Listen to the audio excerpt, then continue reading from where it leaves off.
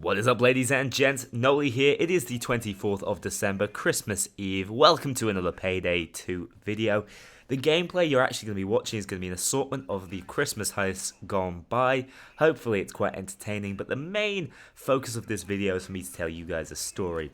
With it being Christmas Eve, I expect most of you will not be that interested in the gameplay. You're going to want to sit back, relax, just listen to the commentary, maybe wrapping some presents, doing some cooking, getting ready for Christmas tomorrow. So that's the idea behind this video. It's reasonably easy for me to make as well. Don't have an awful lot of time on my hands, but I do want to share with you this story. As many of you know, I have just come back from a holiday, basically, a lad's holiday in the Lake District. There was 8 of us who went, stayed at a flat over in the lakes, and there's quite a tale to tell from that. So that's what I'm going to talk about. I'm going to try one of these casual type commentaries that I haven't done in a very long time. It's generally not been my style, but I do actually really enjoy making and producing these videos. So as I said, kick back, relax, enjoy. You don't have to pay too much attention to the gameplay itself, but there will be some pictures taken from the event that you guys might want to take a look at, and I'll warn you when those are coming up. So enjoy. So the story starts innocently enough. This weekend gone by, we went to the property we booked in the lakes. It was a little flat.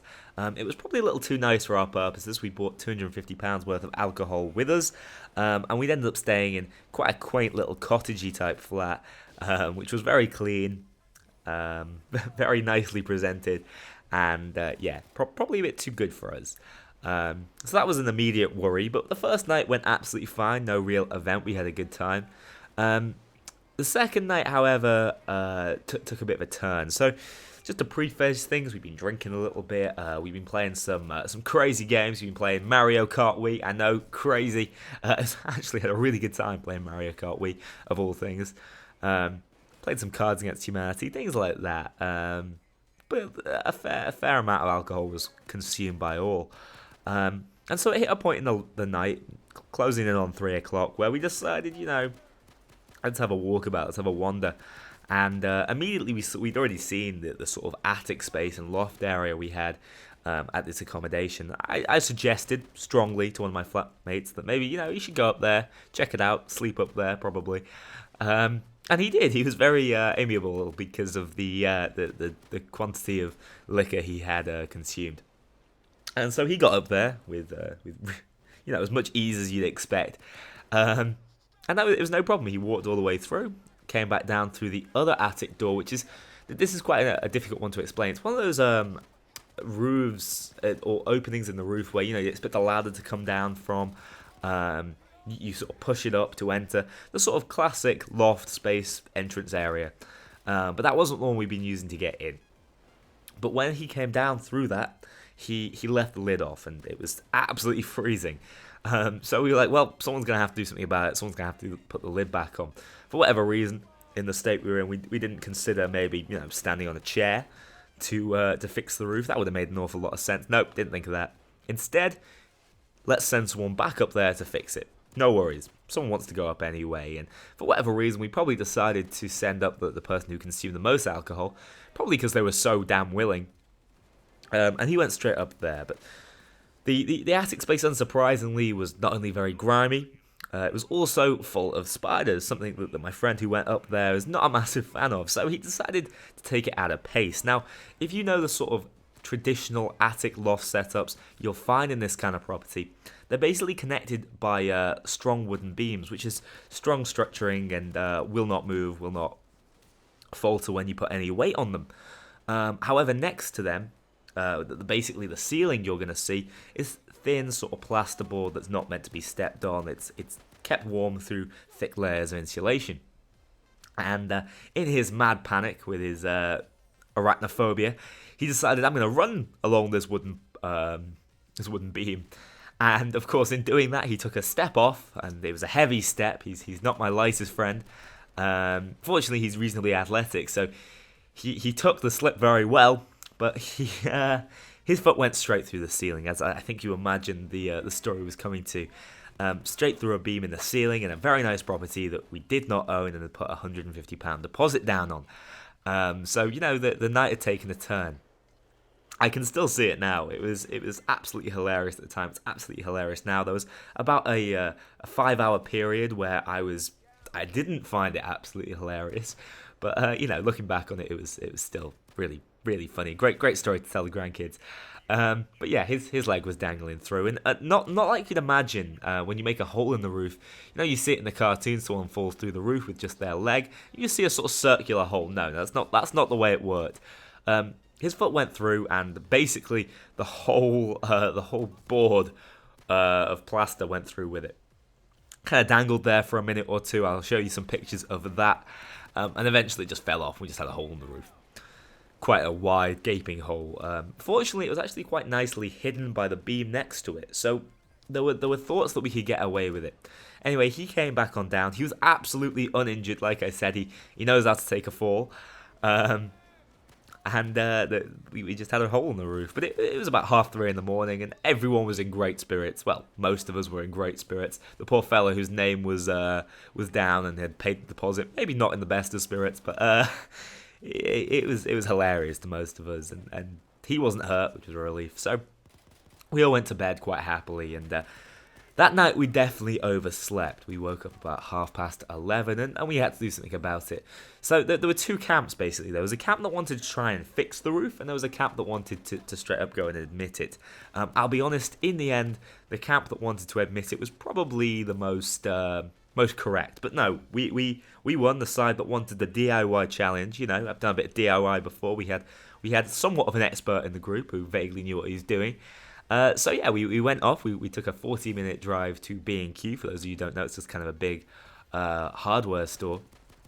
And we bought basically all the materials we needed to try and fix a roof. It cost us about 30 quid overall. We got some paint, we got some adhesive, we got some filler. And you know, obviously the equipment required to put those on. We bought a newspaper to cover the floor so we didn't make more of a mess than we needed to. And we set back home. 40 minutes each way. Great use of petrol. You're beginning to get the idea of the kind of expenditure involved in trying to fix a roof. And we got back. We had to leave the next day, so we had 1 day to try and do this, if that. Limited resources and limited experience. Anyway, we set to work.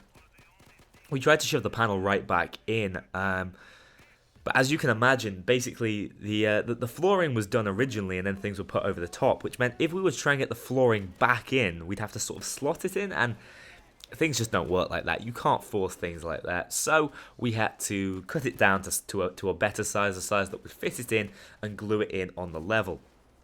Obviously, we'd not been intelligent enough to buy any sort of equipment to help us cut the plasterboard roof, and ended up going at it with a meat knife, which worked. Strangely, probably blunted the meat knife, but yeah, we got our plaster to fit into the space we had. There were nails and all sorts in the way. And we got the no more nails, which, by the way, I will not recommend to anybody. That glue is absolutely appalling. It says it grips immediately. It's a lie.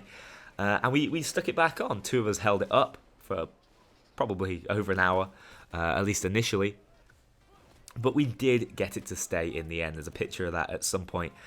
And then we started sort of taping it on. Like idiots, we hadn't decided to buy like duct tape or any sort of heavy-duty tape. We instead just got masking tape to help with the painting.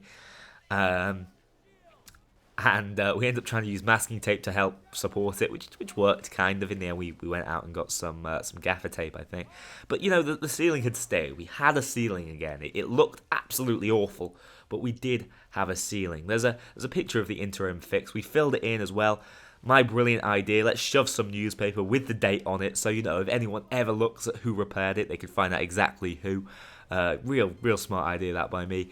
Yeah, shove some paper in to fill some of the gaps, and use the filler on the top, and it worked. You know, we had a smooth roof. Sadly, if I put my hand on it, it would go up and down. But you know, no one's going to try and touch the roof, are they? Unless they maybe saw our terrible craftsmanship. But no, we got it together. Later that day, you know, after everything had dried, the glue had stuck. We painted it, and there is a final product that you can see on screen now after we'd painted it. That is how the roof looked.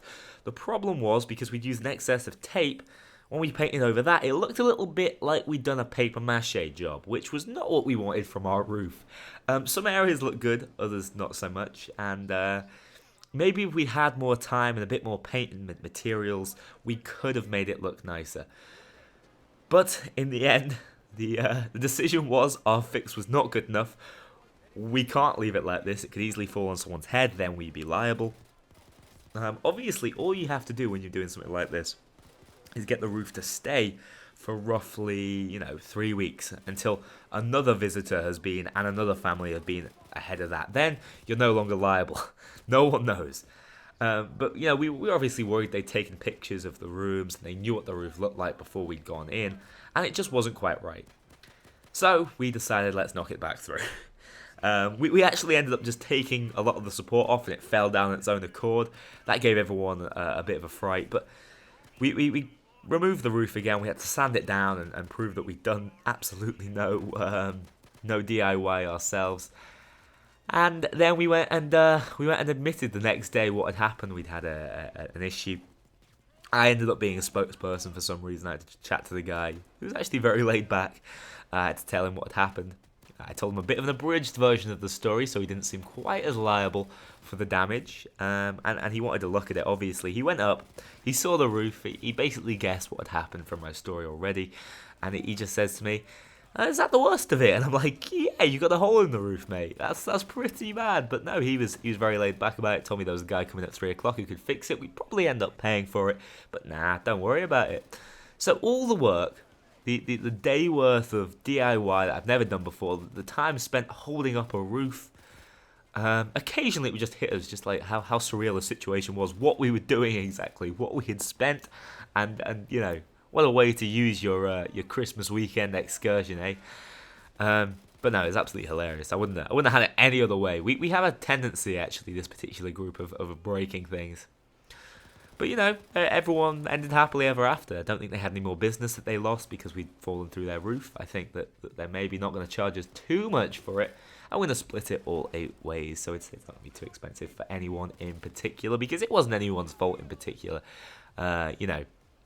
Even though my mate had gone through the roof, he was pushed up there to an extent. And so yeah, that is the story. I hope you have enjoyed listening to me talking about my roof troubles. No, I still can't quite get over the situation. Can't quite get over how we handled it. That is it for this video. 24th of December today, Christmas of course tomorrow. Like I said, there's a very special video coming out. Hopefully you guys are going to enjoy that one tomorrow, talking about a big giveaway. And if you don't watch that video, I want to wish you all a very Merry Christmas for tomorrow. Moving on up towards New Year, there will be some more videos of a festive style. And then that's going to be it. Moving to the new year, some new updates. I hope 2016 is a great year for Payday 2. Again, I hope you've enjoyed this video, and I will see you all in the next one.